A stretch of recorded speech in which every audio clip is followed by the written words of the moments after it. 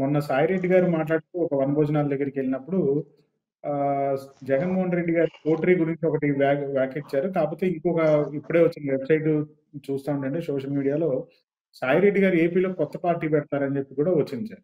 అది ఎంతవరకు నిజం? ఎంతవరకు పెట్టే అవకాశం ఉందంటారు సార్? అంటే సాయిరెడ్డి గారు వ్యక్తిగతంగా చాలా తెలివైన వ్యక్తి, నాలెడ్జబుల్ పర్సన్, కాదనలేము.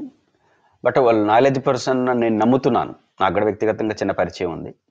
నాలెడ్జబుల్ పర్సన్ కాబట్టి ఆ ప్రయత్నం చేయడని నేను నమ్ముతున్నాను. నాలెడ్జబుల్ పర్సన్ ఎవరు కూడా అట్లా ప్రయత్నం చేయరు. ఎందుకంటే ఆంధ్రప్రదేశ్లో పొలిటికల్ గ్యాప్ లేదు.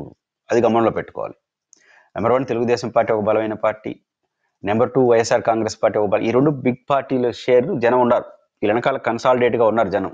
60-70 నుంచి 80% జనం వీళ్ళతో ఉన్నారు.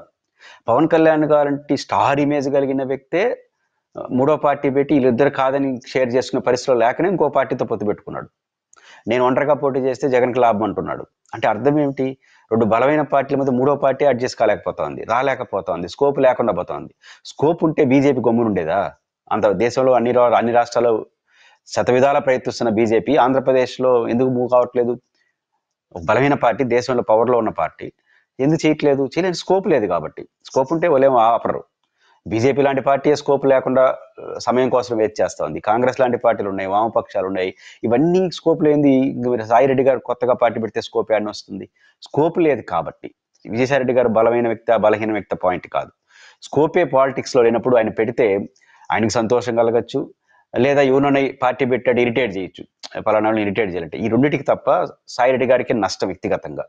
ఎందుకంటే తేలిపోతుంది. ఇప్పుడు విజయసాయిరెడ్డి గారు జగన్మోహన్ రెడ్డి గారు వెనకాల ఉన్న బలమైన వ్యక్తిగా ఈరోజు ముద్ర ఉంది. ఆయన వెళ్ళిపోయిండొచ్చు, ఒక బలమైన వ్యక్తిగానే చూస్తారు. కానీ రేపు పార్టీ పెట్టేసి మొత్తం పోయింది అనుకోండి, ఆయన బలం ఇంతే అనుకున్నారనుకోండి, మొత్తానికి రాజకీయ భవిష్యత్తు గందరగోళం పడిపోతుంది. అందుకని విజయసాయిరెడ్డి గారి పార్టీ పెట్టడానికి విజయసాయిరెడ్డి గారు క్వశ్చనే లేదు. విజయసాయిరెడ్డి గారు తో పాటు ఇంకెవ్వరికి కూడా ఇప్పుడు ఆంధ్రప్రదేశ్లో రాజకీయంగా స్కోప్ లేదు.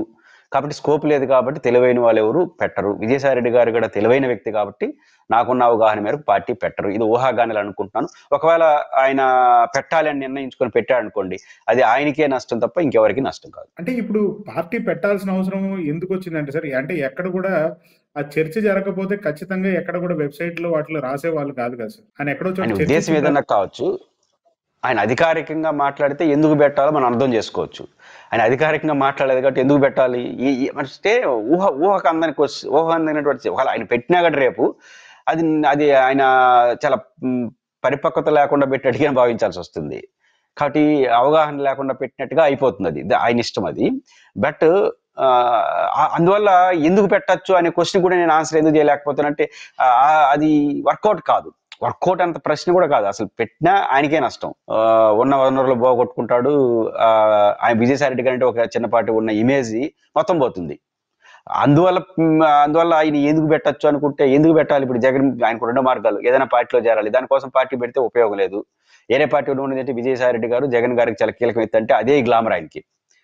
లేదా మళ్ళీ వైసీపీ చేరాలంటే నా బలం ఎంత అని జగన్ ముందు కుదరదు. ఎందుకంటే జగన్ గారికి విజయసాయిరెడ్డి గారి బలం ఎంతో, చుట్టూ ఉన్న వాళ్ళ బలం ఎంతో ఆయన బాగా తెలుసు, అందరికన్నా బాగా తెలుసు.